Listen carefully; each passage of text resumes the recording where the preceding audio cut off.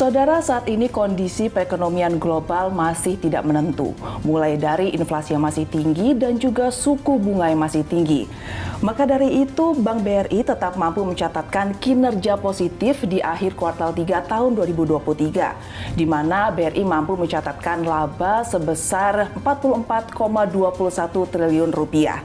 Nah, bagaimana proyeksi kinerja dari perseroan hingga akhir tahun 2023 dan bagaimana prospek kinerja di tahun 2024 mendatang? Kita akan membahasnya selama 30 menit ke depan bersama saya Gati Kamka hanya di Bincang Kita.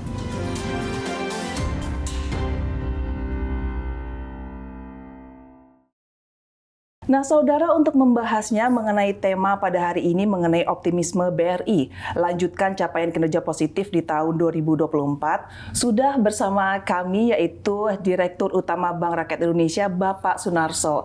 Selamat datang Bapak di Bincang Kita. Ya. Sehat-sehat ya Pak ya? Alhamdulillah, Alhamdulillah. Sehat. Semangat ya Pak ya?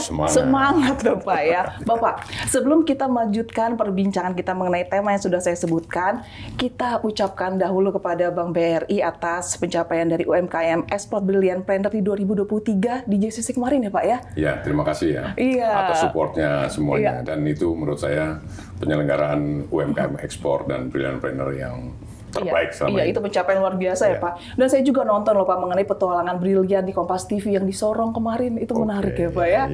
Nah Bapak, ini kita membahas mengenai pertanyaan pertama, yaitu bagaimana sih Pak gambaran kondisi likuiditas di Bank BRI sejauh ini di era suku bunga yang tinggi saat ini Pak? Mungkin untuk menjelaskan ini saya urut dulu yang lebih besar lagi dari likuiditas perekonomian, kemudian likuiditas perbankan dan juga likuiditas BRI. Yang jelas memang kalau ngomong likuiditas perekonomian itu nanti akan saya jelaskan bahwa ada data yang menunjukkan bahwa likuiditas perekonomian itu mengetat. Namun demikian saya pikir perbankan juga masih dalam batas-batas yang bisa untuk mendorong pertumbuhan. Dan khusus untuk BRI ya saya sampaikan datanya sampai September 2023 ini gitu. Alhamdulillah rasio likuiditas kita itu baik, itu tercermin di rasio loan to deposit. Nah, namanya LDR ya. Loan to deposit rasio kita itu 87,76%. Itu angka yang sebenarnya menunjukkan bahwa bank masih bisa tumbuh dari sisi likuiditas gitu. Karena menurut saya kita harus kelola secara optimal LDR itu di level antara 90 sampai 92. Kalau di atas 92 sudah ketinggian, kalau di bawah 90 menurut saya mesti mendorong kredit dulu gitu supaya likuiditas yang ada di tangan bank itu tersalurkan secara efektif dan produktif kepada masyarakat dalam bentuk kredit. Dan yang kedua, capital adequacy ratio, rasio kecukupan modal BRI saat ini memiliki CAR 27,48%. Itu artinya jauh lebih dari cukup. Karena sebenarnya untuk mengcover seluruh risiko, comply dengan Basel II, itu hanya dibutuhkan sekitar CAR 17,5%. Artinya apa? Dengan CAR 27% masih ada kelebihan modal lah gitu ya. Kira-kira 10% CAR gitu ya. Dari 17,5 ke 27 itu 10%. Kalau setiap tahun kita butuh tambahan mengkonsumsi CAR 2% saja, sampai 5 tahun ke depan kita tuh nggak perlu nambah modal gitu. Nggak perlu nambah modal dan tetap bisa tumbuh secara agresif. Saya kira mungkin itu yang paling penting. Jadi saya simpulkan kondisi likuiditas BRI baik-baik saja, itu tercermin di LDR-nya yang masih relatif rendah, kita masih bisa dorong kredit. Kemudian untuk dorong kredit, modalnya juga sangat tinggi, sangat cukup untuk mengcover pertumbuhan. Demikian. Sangat tinggi, sangat cukup. Tadi Bapak bilang mengenai rasio likuiditas di BRI ini stabil ya Pak ya, aman gitu. Nah, bagaimana sih Pak siasat untuk mempertahankannya hingga nanti 2024 itu tetap stabil juga? Ya mungkin saya akan cerita tentang ini, berarti kembali lagi seperti yang saya ceritakan tadi, saya harus bicara tentang makronya dulu. Gitu. Jadi bahwa tidak bisa dipungkiri, memang likuiditas makroekonomi kita itu mengetat. Itu tercermin di, nanti ada data yang bisa ditampilkan bahwa jumlah uang beredar yang dalam istilah ekonomi makro disebut M2 itu, yang merupakan penyumbuhan dari M1 dan uang kuasi gitu, uang kartal, giral ditambah tabungan dan deposito berjangka, itu memang mengetat. Itu likuiditas perekonomian. Dan kemudian juga itu tercermin di menurunnya yang namanya net domestic asset. Ya, dan itu terutama pemicunya mungkin karena melambatnya kemampuan spending, bukan kemampuan, tapi mungkin memang realisasi spending daripada government itu turun gitu. Dan kemudian yang berikutnya juga tercermin di namanya net foreign asset, yaitu juga menurun. Pemicunya adalah capital outflow, terutama lebih spesifik lagi adalah portofolio saham, ya itu mengalami outflow ya, keluar gitu. Dan kemudian tren likuiditas perbankan juga cenderung mengetat pasti dari situ. Tadi saya katakan. Nah, nanti kita lihat kalau perbankan sendiri bagaimana? LDR perbankan secara industri itu ya mencapai 89, memang naik gitu. Tetapi khusus Himbara itu memang lebih tinggi LDR-nya. LDR Himbara itu 89,31%. Tapi aman nggak itu? Aman karena belum juga lebih dari 92%. Ya. Tetapi kemudian yang menjadi catatan di sini, kenapa LDR-nya Himbara di atas rata-rata pasar? Karena pertumbuhan kredit Himbara juga di atas rata-rata pasar. Pertumbuhan kredit Himbara itu 10,94%. Bahkan BRI sendiri sampai September tumbuh kreditnya 12,5%. Kalau dibandingkan sama pertumbuhan kredit di perbankan hanya 8 sekian persen. Itu menunjukkan bahwa Himbara sebenarnya masih tetap menumbuhkan kredit meskipun likuiditas perbankan memang ketat. Likuiditas perbankan ketat juga dicerminkan ada data berikut ya. Jumlah likuiditas perbankan yang beredar rata-rata ya. Tahun 2019, 2020 waktu itu sebelum pandemi, 2020 waktu pandemi, itu rata-rata masih 500 triliun likuiditas perbankan di pasar perbankan. Dan kemudian likuiditas itu menjadi meningkat tajam justru pada saat pandemi, yaitu 2021, 2022, itu rata-rata di atas 700 triliun yang berada di pasar perbankan. Dan memang gitu, year to date, berarti dari Januari ke Oktober 2023, itu sekarang rata-ratanya tinggal 564. Itulah menunjukkan bahwa likuiditas perbankan memang mengetat. Ya. Plus data yang terakhir, yaitu spread antara BI 7 days reverse repo rate itu dengan Indonesia itu suku bunga antar bank domestik di Indonesia, itu spreadnya makin tipis. Artinya bahwa bank-bank sebenarnya makin gencar mencari dana itu dan kemudian sampai hampir mentok ke arah BI rate kira-kira seperti itu. Dan itu tandanya memang bank lagi berebut nyari dana. Singkat cerita memang likuiditas ekonomi mengetat, kemudian likuiditas perbankan juga mengetat, namun masih dalam batas-batas bisa mendorong pertumbuhan. Terbukti pertumbuhan kredit Himbara masih bisa tumbuh di atas rata-rata perbankan. Likuiditas mengetat, bank gencar mencari dana. Nah, ini berbicara mengenai persaingan ini Pak. Tentu banyak bank-bank yang menawarkan dengan untuk menarik itu bunga yang bersaing. Ini bagaimana Pak persaingan di dunia perbankan saat ini? Ya, persaingan di perbankan saya kira tadi saya katakan. Kalau datanya tadi saya katakan bahwa dana pihak ketiga di Himbara itu masih tumbuh 8%, 9% loh. Gitu. Tapi memang dana pihak ketiga di industri perbankan hanya tumbuh 3,4%. Ya, artinya apa? Hati-hati juga kita. Bahwa dana-dana ini jangan-jangan numpuk di bank-bank kelompok bank yang dengan modal inti yang tingkat tinggi yang dulu disebut, kalau zaman dulu disebutnya bank buku 4 gitu ya gitu. Kalau sekarang itu namanya KBMI gitu. Itu mungkin likuiditas bisa saja memang akan ketat karena juga likuiditas mungkin terkonsentrasi di beberapa bank tertentu. Maka ini yang kita harus jaga balancingnya, kira-kira seperti itu. Dan kemudian kalau kita ngomong, ya tadi itu saya bilang memang jumlah uang beredar memang ketat. Kita harus jujur mengatakan bahwa likuiditas sekali lagi ya, likuiditas memang ketat, tetapi masih tetap mampu mendorong pertumbuhan kredit. Persaingan antar bank, iya pasti, ya kita memang harus dorong untuk bersaing gitu. Tapi yang boleh dijaga adalah jangan sampai likuiditas ini juga terkonsentrasi di beberapa bank tertentu saja. Saya kira gitu. Oke, likuiditas ketat, persaingan juga harus ketat, tetapi harus ada dampak positif terus ya Pak ya. Yeah. Nanti kita akan lanjutkan di segmen berikutnya, tetap bersama dengan Bapak Direktur Utama Bank Rakyat Indonesia, Bapak Sunarso, tetap bersama kami di Bincang Kita.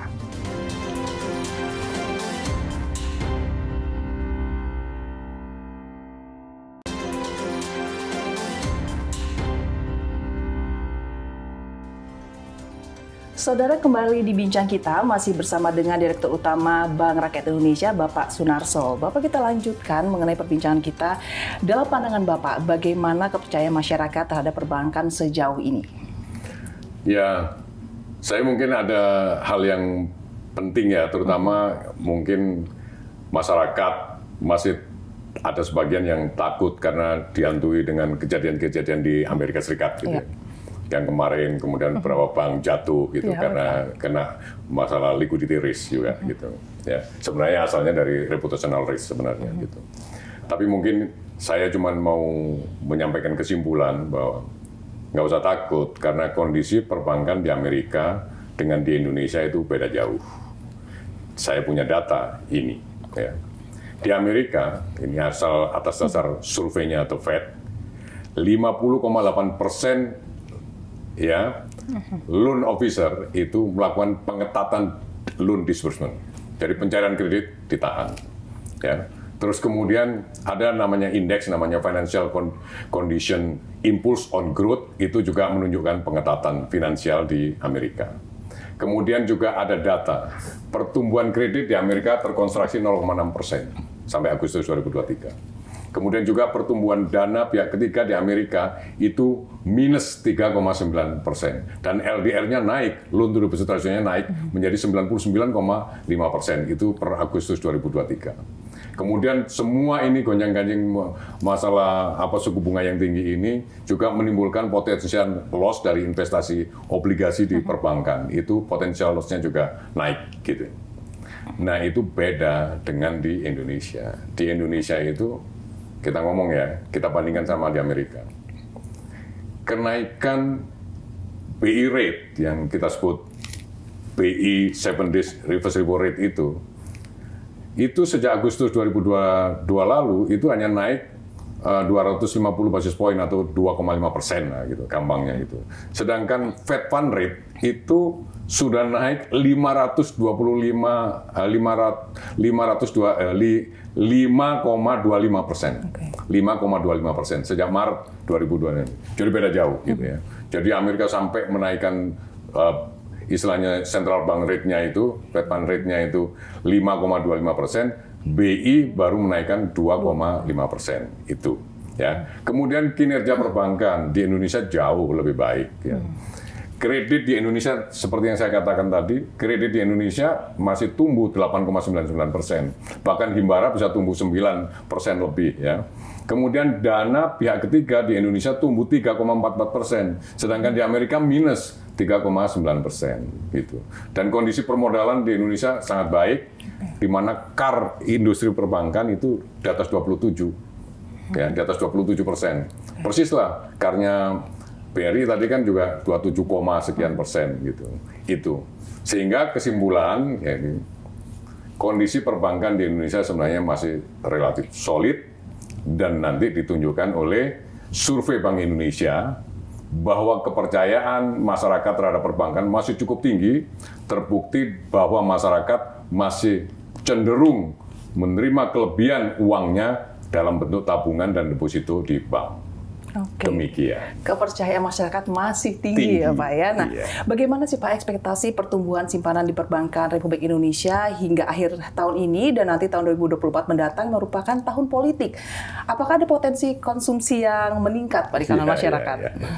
Ya bolehlah. Jadi saya kalau boleh berekspektasi terus terang aja, mudah-mudahan ya, mudah-mudahan itu pemerintah masih punya kelonggaran fiskal untuk ekspansi dalam artian meningkatkan spending, meningkatkan stimulus di sisa-sisa akhir tahun ini gitu ya. Dan kemudian, tapi saya lihat juga pemerintah menambah bansos ya, bumper El Nino gitu. Ada bantuan beras senilai 2,7 triliun dan transfer tunai senilai 7,5 triliun. Dan ini akan berkontribusi untuk meningkatkan purchasing power di masyarakat. Itu harapan yang pertama. Yang kedua, pemilu. Ya. Kita punya data. Berdasarkan historical data ya, 1 tahun menjelang pemilu, aktivitas terkait pemilu itu bisa mendorong pertumbuhan GDP 0,32%. Gitu. Dan 1 tahun pada saat dilaksanakannya pemilu bisa mendorong pertumbuhan GDP ya, GDP growth itu 0,23%. Ini juga harapan sebenarnya dengan pemilu. Dan kemudian yang berikutnya adalah kita juga punya harapan. Mudah-mudahan paling tidak begitu masuki mungkin semester 2 2024 nanti BI punya kesempatan dan punya kelonggaran untuk menurunkan BI rate gitu ya, itu yang kita harapkan. Ada 3 tadi ya, ekspansi fiskal melalui stimulus, kemudian yang kedua adalah efek pemilu meningkatkan pertumbuhan, dan kemudian BI barangkali nanti bisa menurunkan BI rate-nya, paling tidak misalnya katakanlah paling lambat di semester 2 2024. Dan kita juga sudah punya model, namanya itu model Dynamic Stochastic General Equilibrium. Itu ya. Itu kita buat simulasi. Kalau saja BI rate katakanlah menurunkan BI rate-nya 1%, maka itu akan mendorong kenaikan dana pihak ketiga di perbankan 0,36%. Kita bisa berharap dari situ. Kemudian akan menumbuhkan kredit konsumsi kepada rumah tangga itu 0,07%. Dan akan meningkatkan kredit produktif itu sebesar 0,11%, ceteris paribus. Itu harapan-harapan kita sudah buat modelnya di situ. Dengan model itu, maka kita bisa berharap tahun depan gitu, dana masyarakat kita proyeksikan akan tumbuh 6,16% sampai 7,03%. Itu. Jadi model ini memberikan kita, kita bisa berharap dong gitu. Variabel-variabelnya yang tadi yang kita sebut. Ada ekspansi fiskal, kemudian ada efek pemilu, kemudian ada kesempatan BI barangkali untuk menurunkan BI rate gitu.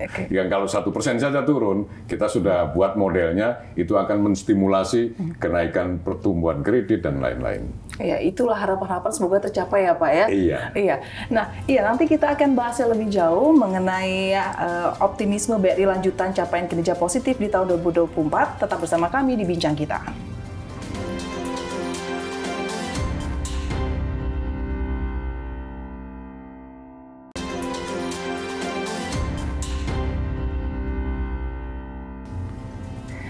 Saudara, kembali lagi di Bincang Kita, masih bersama kami Bapak Sunarso selaku Direktur Utama Bank Rakyat Indonesia.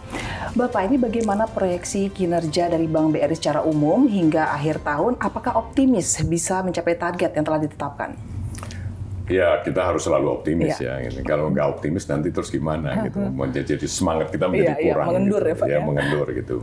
Dan kita ini sadar betul bahwa kita ini kan memutar dana modalnya investor, kita juga memutar dana masyarakat yang kita pinjam dari masyarakat gitu. Maka kemudian kita harus selalu optimis. Maka optimisme itu saya cerminkan di kira-kira target kita ya. Untuk sampai akhir tahun kita tetap mentargetkan bahwa kredit akan tumbuh antara 10-12%. Ya. Dan kemudian net interest margin kita masih tetap kira-kira mungkin kita akan tumbuhkan net interest margin mungkin kita akan berikan target 7,7 sampai 7,9%. Dan sekarang realisasinya sampai di September itu 8,05%. Sebenarnya sudah di atas target.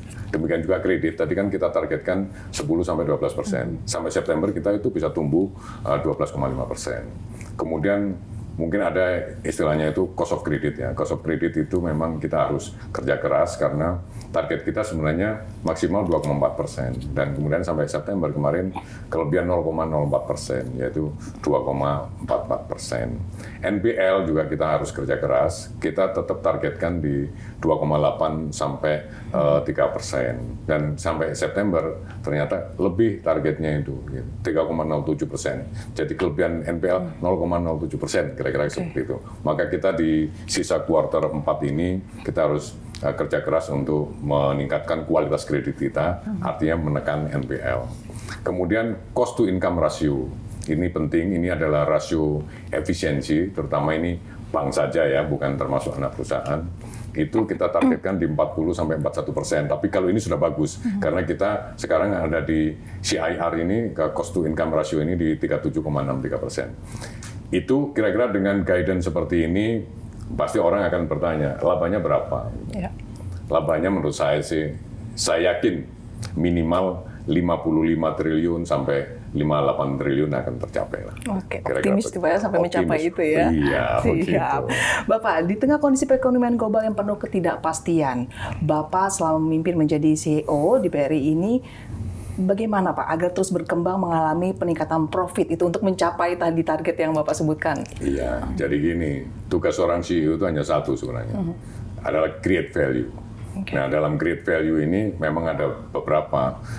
Pemegang saham menghendaki kita create value apa? Apakah semata-mata create economic value yang dicerminkan pada kinerja keuangan, ataukah apa artinya kinerja keuangan kalau tidak bermanfaat bagi masyarakat? Maka kemudian ada satu target juga create social value. Jadi tugas kami di BRI ini adalah selalu create economic maupun social value secara simultan, secara bersamaan.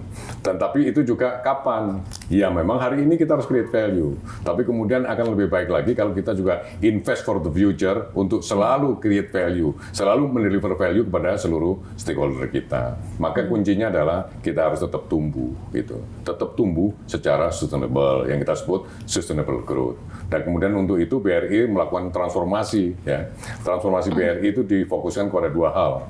Transformasi di digital, karena ini untuk akan membuat efisiensi dari sisi menurunkan operational cost, menurunkan operational risk melalui digital. Dan kemudian kita juga bertransformasi di arah culture, karena kita digital saja nggak cukup, bahwa mindset orangnya juga memang mesti kita transform supaya lebih fit dengan era digital ini dan fit juga dengan kebutuhan masyarakat layanan kita. Nah, sekarang baru kita akan tumbuh. Ngomong pertumbuhan yang sustainable growth. Syarat perusahaan seperti BRI ini untuk tumbuh secara sustainable, menurut saya yang pertama kita harus memastikan ada sumber pertumbuhan baru untuk masa depan. Source of future growth itu harus ada.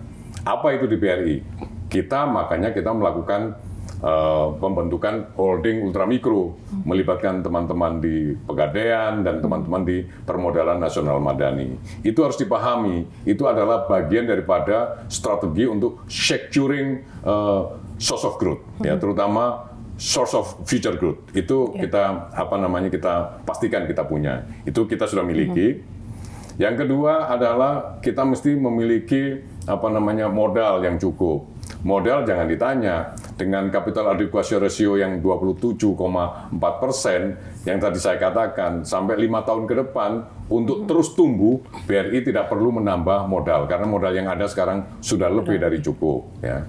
Dan yang ketiga adalah kita harus memiliki liquidity. Ya. Likuiditas inilah yang kita harus selalu inline dengan situasi di pasar. Kalau di pasarnya memang ketat, ya kita harus kompetitif untuk mendapatkan likuiditas. Saya kira itu yang penting. Dan kemudian jangan lupa yang keempat, pertumbuhan ini harus sustain tadi saya katakan. Maka kualitas of growth, jadi quality of growth juga harus menjadi concern kita. Artinya apa? Quality of growth ini kita harus memastikan bahwa pertumbuhan kita dikawal oleh risk management yang mumpuni dan memadai. Dan itu kita juga sudah lakukan. Termasuk dengan kemampuan kita untuk kalau ada yang NPL, kita harus langsung membentuk cadangan dan lain-lain. Ini selalu kita buat siklusnya seperti itu. Jadi 4 syarat untuk tumbuh secara sustainable itu saya kira BRI telah memiliki semuanya. Demikian. Oke, dengan memiliki semuanya dan pertumbuhan terus ke arah positif ya Pak ya. Iya. Nah, tentu untuk meningkatkan kepercayaan publik ini dibutuhkan adanya kesinambungan yang benar ya Pak ya. Iya. Nah, mungkin ini terakhir Pak, harapan kepada masyarakat agar tingkat kepercayaan publik terhadap perbankan ini tetap sehingga pertumbuhan ekonomi tetap berjalan dengan baik. Ya, baik. Mungkin saya sampaikan sekali lagi dari kesimpulan diskusi kita ini, bahwa situasi perbankan, situasi ekonomi dunia memang menghadapi ketidakpastian, uncertainty, berdasarkan karena mungkin situasi geopolitik dan lain-lain ya. Dan kemudian juga ada penyebab-penyebab yang datang dari ekonomi itu sendiri, yaitu inflasi yang tinggi, kemudian bank-bank sentral memacu suku bunganya naik gitu ya. Terus kemudian itu situasi global. Situasi domestik kita bisa katakan bahwa memang ada likuiditas yang mengetat, terutama likuiditas ekonomi dan berpengaruh terhadap perbankan. Namun demikian, kayak saya sampaikan bahwa situasi ekonomi kita, saya katakan di-arrange, dikelola dengan sangat baik, sehingga rasanya ekonomi kita masih sangat solid. Buktinya kita masih bisa tumbuh positif 4,9% ya sampai kuartal 3. Itu menunjukkan bahwa ekonomi kita solid. Demikian juga perbankan. Perbankan Indonesia sangat solid. Mungkin penyebabnya juga karena kita selalu didera oleh berbagai krisis, sehingga risk management kita makin handal dan makin mumpuni, dan semua orang makin risk awareness-nya meningkat, sehingga itu membuat kita hati-hati. Dan itulah yang menghasilkan bahwa situasi perbankan kita juga solid, buktinya juga dana masyarakat masih bisa tumbuh positif, kredit masih bisa tumbuh positif, dan kemudian permodalan juga tidak ada masalah, bahkan permodalan perbankan di Indonesia sangat kuat. Oke, Bapak terima kasih. Ini situasi ekonomi dikelola dengan baik dan juga perbankan Indonesia pun tumbuh dengan baik pula. Terima kasih Bapak, semoga harapan-harapan ke depannya tadi, poin-poin Bapak sampaikan tercapai dan juga perekonomian Indonesia tetap melaju dengan baik. Baik, terima kasih saudara. Demikianlah perbincangan kita pada hari ini dengan Direktur Utama Bank Rakyat Indonesia Bapak Sunarso dengan tema optimisme BRI lanjutan capaian kinerja positif di tahun 2024. Semoga perbincangan kami dapat memberikan informasi yang bermanfaat. Tidak terasa 30 menit sudah kita bersama pada hari ini di Bincang Kita. Saya Gati Kamka, pamit dulu diri. Terima kasih dan sampai jumpa.